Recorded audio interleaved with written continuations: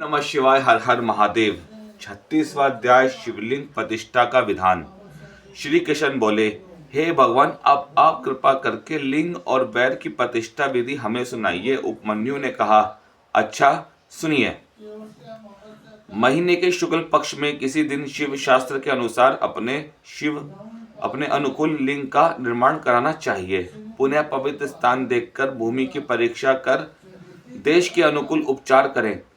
फिर गणेश जी की पूजन करें और लिंग को स्नान कराने के लिए स्नानालय में ले जाएं और 8 या 5 स्थान की मिट्टी, गोबर और पंचगव्य से पिंडी के साथ साथ उस लिंग को स्नान करावें।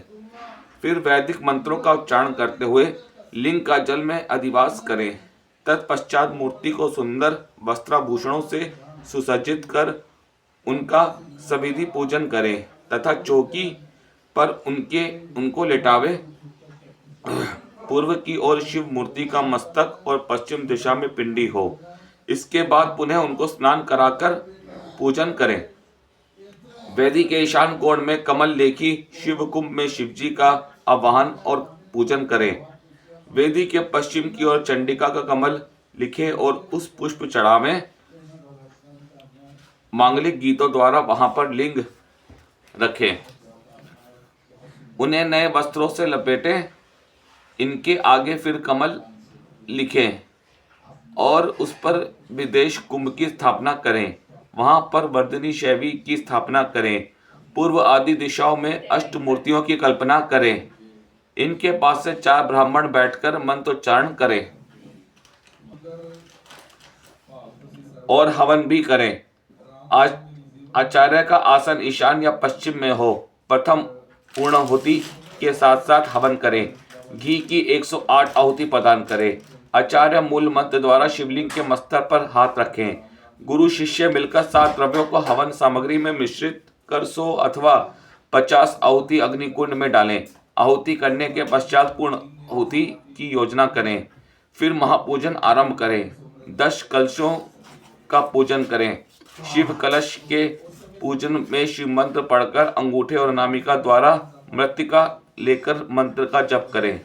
आचार्य लिंग के मध्य विद्या शक्ति का न्यास करें। शिव घट के जल में लिंग मूर्ति का अभिषेक करें। विदेश के घटों के जल से मूर्ति का पुनः अभिषेक करें। आसन की कल्पना करके पंचन्यास कला द्वारा दीप्त मूर्ति का स्मरण करें।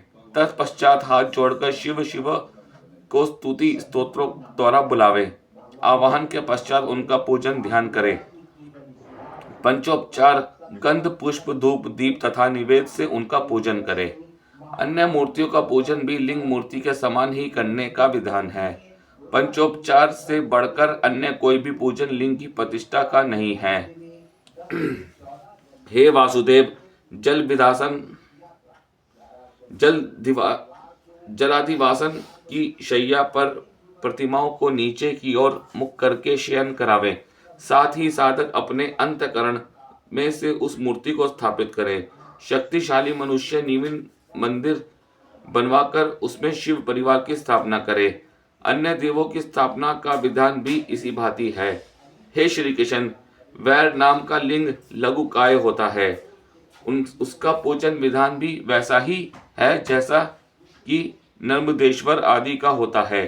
सब कार्यों के संपन्न होने के पश्चात आचार्य ब्रह्मा होता है एवं जापकों को यथाशक्ति दक्षिणा देनी चाहिए। इति शिव महापुराण सप्तम वाव्य संहिता उत्तरार्ध का 36वां अध्याय समाप्त हुआ। ओम नमः शिवाय। हर हर महादेव।